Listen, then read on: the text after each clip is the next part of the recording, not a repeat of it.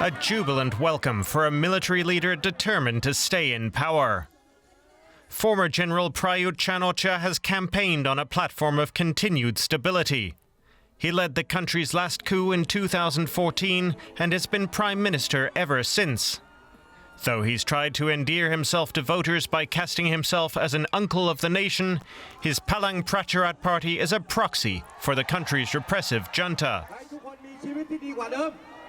Under the new constitution it enacted, the balance of the electoral process has been tipped in favor of the military and cementing its grip on power. Analysts say the laws are designed to undercut the influence of this party, Pheu Thai, the successor to the political movement loyal to two ousted and exiled prime ministers, Thaksin Shinawat and his sister Yingluck. Its populist policies appeal to the rural and urban poor, helping it win every election since 2001. It's seen as the frontrunner in this election too. Pheu Thai's longtime rival, the Democrat Party, is pro-establishment and pro-business. It could be the kingmaker after this vote, joining either in a pro-regime coalition or swallowing the bitter pill of cooperating with pro-Shinawat parties in a pro-democracy front to keep the army out of government. But Thanathorn Jrongrungkit and his party Future Forward could shake things up. He's pledged to end military rule, restore democratic rights and fight for social equality. The 40-year-old billionaire is popular with millennials. With more than 7 million Thais casting a ballot for the first time in their lives, the party hopes the youth vote could make a difference.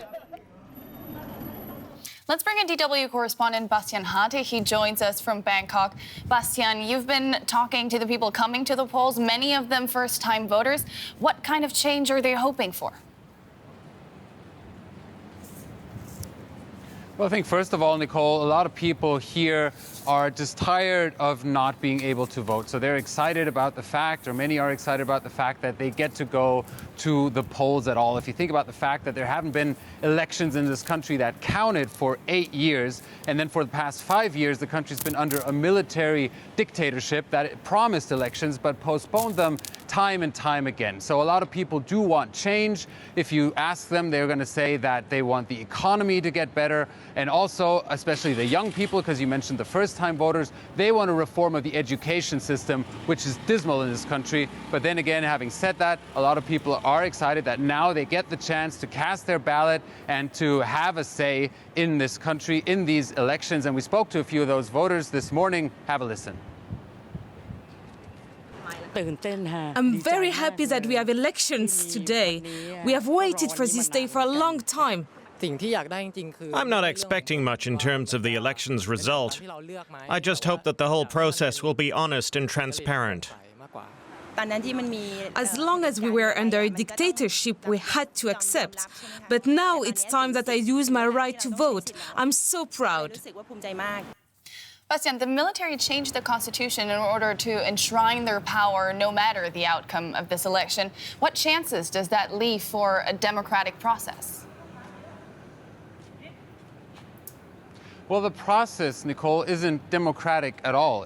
Let me explain this to you. Let me lay this out. What people are voting for today is the lower house of parliament. That has 500 seats. What they don't get to vote for is the Senate. That has another 250 seats, and those are entirely appointed by the military. But those two houses together will choose the next prime minister with a simple majority vote. That means that the military only needs 126 votes out of 500 in the lower house of parliament to elect the next prime minister. Now, that's one thing. The other thing is that opposition parties, especially opposition parties, have been under pressure in the run-up to this election. One of those parties, which is affiliated with the pro-Thaksin camp, was dissolved just a few weeks ago, which was a major setback for that camp that won every election since 2001, and which still has a strong, or enjoys strong support in this country. Now, the electoral system is another thing. That's designed to put those parties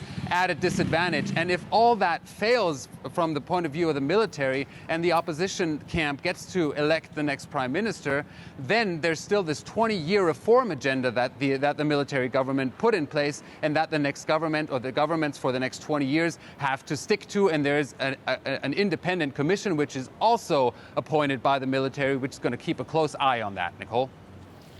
Thailand has been waiting for this vote a long time, as you said before. It's been postponed again and again. How fair and free of an election can the country actually hope for?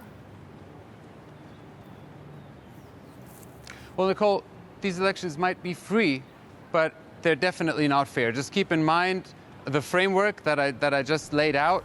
That's one thing. And then another thing, the political parties that are running for seats in this election, they haven't been allowed to campaign until mid-December of last year, while the military government has been non-stop touring the country, handing out money, advertising their political platform. And on top of that, Thailand's military dictator has a TV show every Friday that has to be aired on every TV channel in the country.